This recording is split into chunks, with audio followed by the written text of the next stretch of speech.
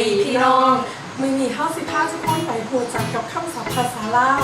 โดยสิพาไปหูจักกับประเภทอาหารและยานพาหนะโดยการนำใส่ในภาษาลาวสนุกสนฟังได้เลยเด้อ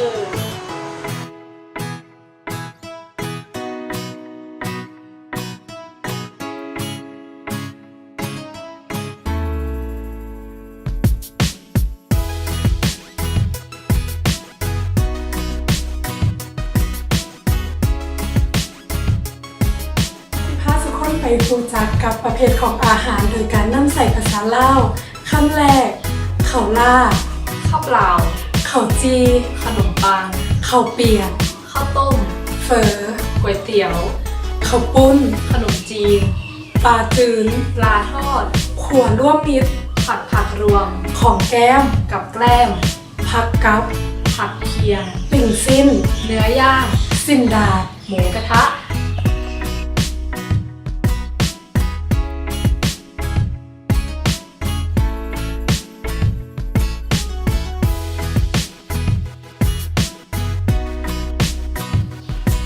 ยำเส้นฮอนยำวุ้นเส้นกะแลมไอศครีมข้าวนมก้อนขนมเค้กข้าวนมคูปลาท่องโก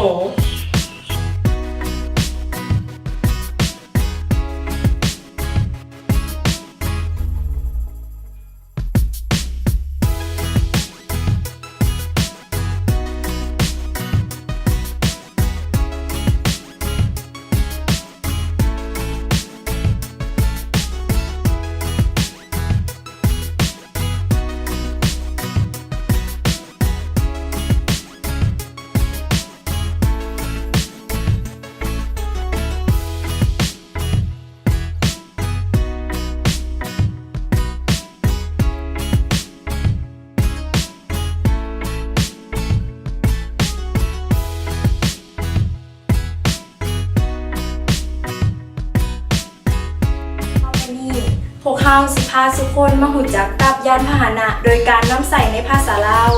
รถถีบรถจักรยานรถจักรรถจักรยานยนต์รถจัมโบ้รถ3 ล้อเครื่อง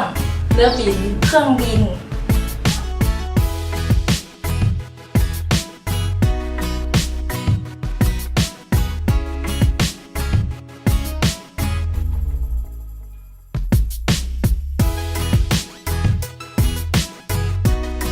รถแท็กซี่รถแท็กซี่แอดสังน้ำมันเบนซินกระสวนน้ำมันดีเซล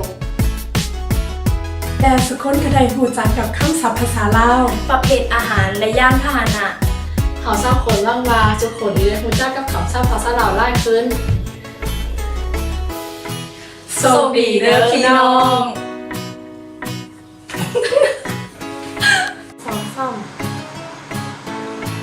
สบายดีเด้อพี่น้อง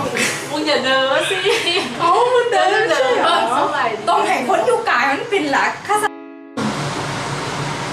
สบายดีพี่น้องพ่อแม่อะไรของมึง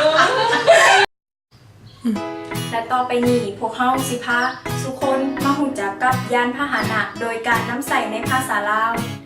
รถถีบรถจักรยานน้ำกอกกะแลมกะแลมกะแลมกะแลมกะแลมไอศครีมข้าวนมก้อนขนม2 3สบายดีพี่น้อง